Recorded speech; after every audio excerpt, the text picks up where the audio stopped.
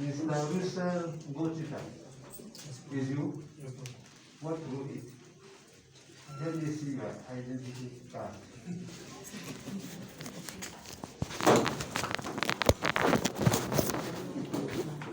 Number.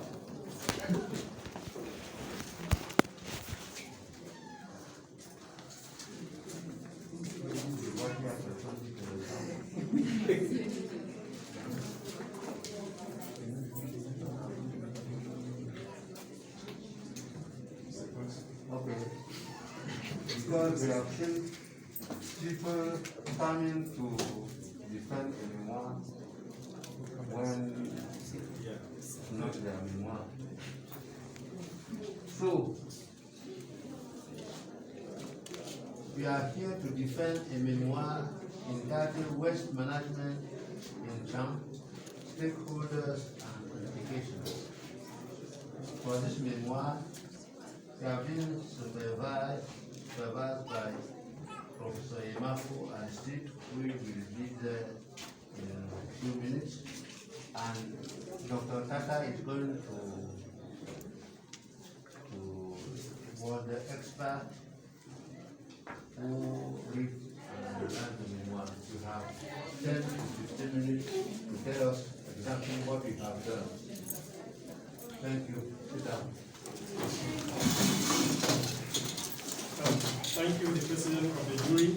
Today we are going to be looking at waste management in Cham, stakeholders and implication. And we are going to work on the following plan. We are going to see the context of the study, the problem statement, the literature review, methodology, and we have our result.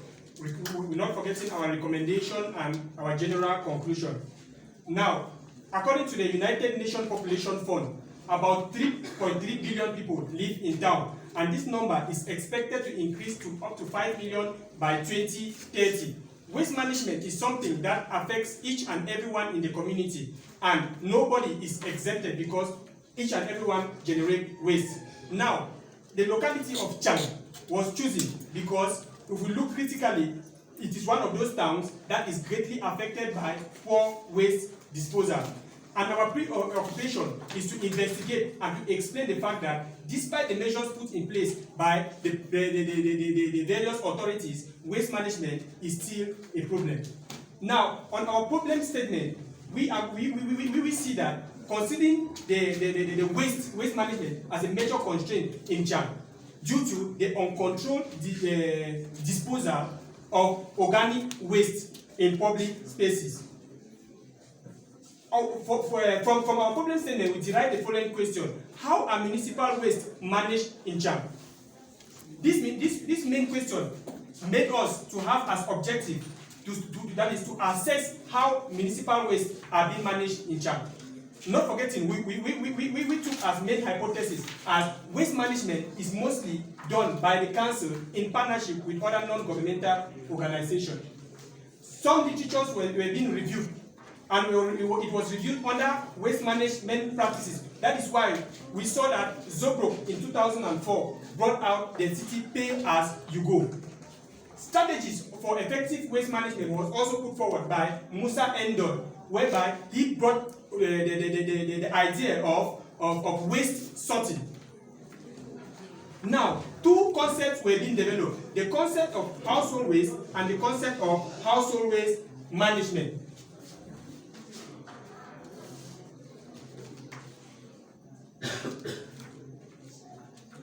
Now, under our research methodology, the choice of Cham was being chosen because Cham is one of those towns in the Menua division that is plagued with the poor waste disposal. Now, under our research approach, we use the hypothetic deductive approach. Under the hypothetic deductive approach, now we had to collect two types of data. That is the primary data and the secondary data. Under the primary data, we had first of all had field observation. We got interviews with the local council, the delegation of environment, restaurant, caterers, and markets. We also administrated 170 questionnaires to the locals. Under secondary data, we read books from the Department of Geography and from also the SERE. Our research was also done from selected sites in the internet. We also had archives, or read archives and reports or books. Data was also gotten from the Waste Management Agency titled AMJET in Cham. Under our methodology, the tools of data collection where we made use of a digital questionnaire, whereby our questionnaire was being administered online through the ODK toolbox. Interview guides were also used in our data collection. GPS was used to spot particular places where waste was being disposed. Under our tools for data treatment, we use Microsoft Office Word 2007 and Excel 2007. The SPSS version 16 was being used to analyze our data, while ArcGIS was used to come out with our various maps. Our result one, which was waste management at the household, we saw the variation of waste, of the quantity of waste generated due to the population of the household, the living standard, and the types of household. That is, we realize that student hostel, they generate different quantity of waste than apartment or business center. Also, in regards with the storage of waste in terms of segregation, we realize that 54% of our respondents responded that they practice waste sorting, while 46 refused the fact that they don't practice. But what we realize in the field is that most of these people, they gave the fact that they sort their waste, which was wrong, because on our own scene, we realized that they don't sort waste. Now, we saw also the actors involved in waste management at the household. That is, we saw the local cultivators, the mothers and children, especially the last born, who always go and throw the dirt. We also saw farmers who use waste in their farms, domestic clearers who gather waste and give to their animals. Also, we cannot forget waste scavengers who move from one dustbin to another in search for waste that can be sold. The mode of collection, we saw collection by wheelbarrow, collection by trucks, and collection by bags. Under treatment and disposal of waste at household, we saw treatment by incineration, whereby most households gather their waste and burn. We also saw treatment by open dumps, where they create their own small dump and deposit their waste. We don't forget those who live near small streams, that they go to the streams and pour their waste. Also, we realize that those who live on story building, they deposit their waste just behind their houses. We also saw treatment by traditional composting, whereby people gather a particular quantity of waste, they mix with soil in a particular room. So, after about 2 to 3 months, this waste is being used to use on their farms because it has undergone decomposition. Other methods of waste treatment were also used, such as the washing of plastic bottles to be used to store other goods. We also saw waste collected and sold as scraps. Now, we also looked at the waste management at the municipality. We saw the demographic evolution, that is, the relationship between population and the quantity of waste generated. And we realized that there is a direct relationship, because an increase in the population will lead to an increase in the quantity of waste generated. We also saw the method of waste collection that starts from the pre-collection, that is collection, the activities that take place at the household.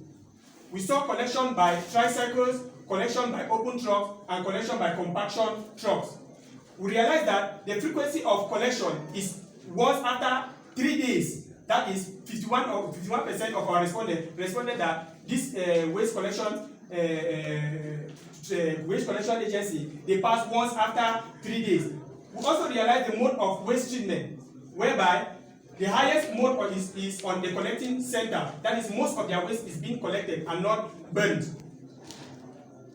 Now, we saw the stakeholders involved in municipal waste management. That is, we saw the Cham Council, which is the main actor of municipal waste management, in collaboration with partners such as the SEPDEL, Tokem, Sitcom, and Nantes Metropole, not forgetting ERA Cameroon. We also saw the Ministry of Environment, Nature Protection and Sustainable Development that has as aim to control the quantity of waste in the municipality. We also saw the Ministry of Industry, Mines and Technological Development, whose main role is to to gather, to realize, to make sure that all the waste that is being collected and sold are transported safely or stored in a safe condition. We look at the household, who are the main actors of waste generated. Now, we realize that the Council of Cham came out with the mode of subscription and collection by tricycle, and we realize that from the year 2016 to 2019, the number of people that subscribe to this agency increased. That is from 1,111 to 1,660. We also realize that money gotten from this subscription drastically increased from 2.2 million to 6.5 million.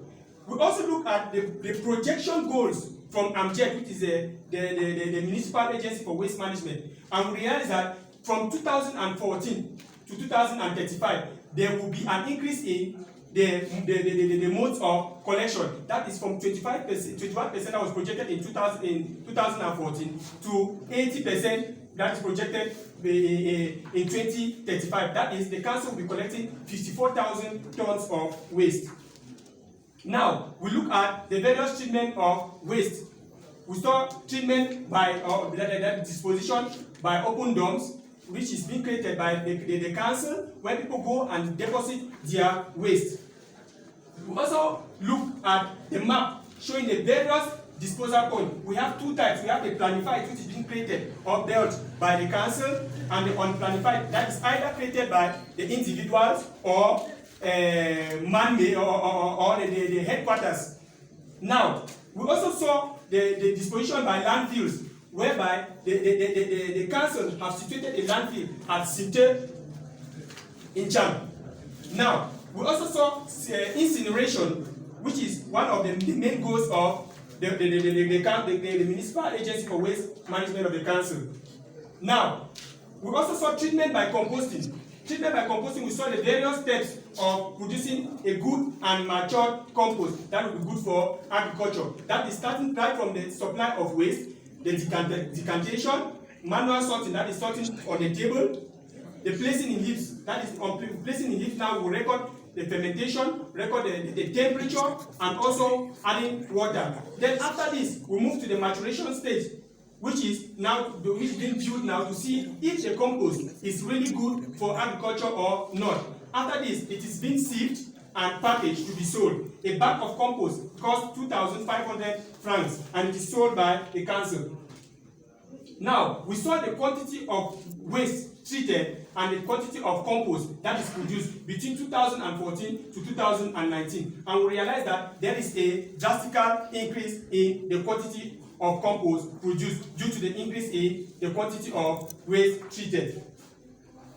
Now, we also saw the waste management practices at the restaurant, markets, and caterers.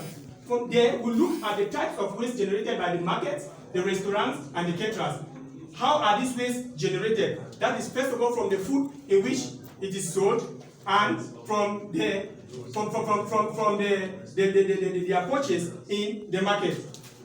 Now, we also look at the implication of waste. Implication of waste was done under environmental implication, economic implication, political implication, and social implication. Environmental, in which we face on a daily basis, which is pollution.